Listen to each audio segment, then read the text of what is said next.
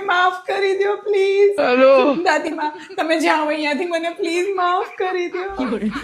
જ્યારે હું કહેતી હતી કે દાદીમા મૈયરમાં મનડું નથી લાગતું, ત્યારે તમે જ મને કીધું હતું કે બેટા દૂરથી લંકા સોનાની દેખાય, પણ જ્યારે તું અંદર જઈશ ને ત્યારે તને ખબર પડશે કે અંદર રાવણ, શૂર્પણખા, ત્રિજટા બધા જ હોય.